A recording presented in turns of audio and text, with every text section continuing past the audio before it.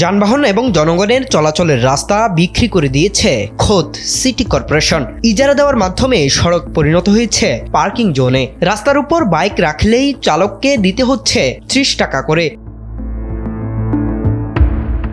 ঢাকা দক্ষিণ city corporation থেকে দেওয়া হয়েছে এমন ইজারাদার শুধু একটি ব্যানার টাঙিয়ে দিয়েই মাসের পর মাস টাকা তুলে নিয়ে যাচ্ছে।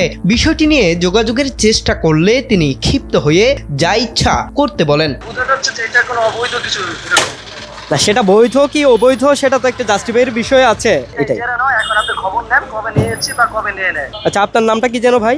আমার নাম কি আপনি খবর নেন যে ওইখানে লেখা আছে, সুন্দর করে কোম্পানির নাম লেখা আছে। এখানে কোম্পানির নাম লেখা আছে, ব্যক্তির নাম লেখা নেই ভাই। কেন নাম জানতে যাচ্ছেন? আপনি কোম্পানির নাম দেখছেন, আমার মধ্যে গাবলা আছে, আপনি জান কিছু করেন, জান ভাই। ওকে ওকে, ঠিক আছে, থ্যাংক ইউ।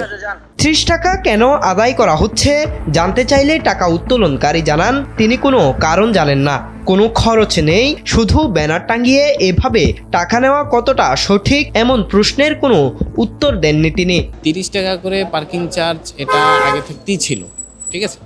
আর হচ্ছে এখন এটা আসলে আমি নিজে ক্লিয়ার করতে পারবো না, এটার যারা মেইন ইজারাদার ওনারা এটা ক্লিয়ার করতে পারবে। এটা হচ্ছে ওইখানে লাল বিল্ডিং থেকে বর্তমানে রেস্টুরেন্ট পর্যন্ত পেপারসে দেওয়া আছে, যেটা ওইটাই। ঢাকার সায়েন্স ল্যাবরেটরি রোডের স্টাফ কোয়ার্টার কফি হাউস গলির পুরো অংশের একপাশ জুড়েই এমন পার্কিং স্পট। খোলা রাস্তায় এভাবে মোটরসাইকেল রেখে দেওয়াই মাঝে মাঝেই তৈরি হচ্ছে যানজট।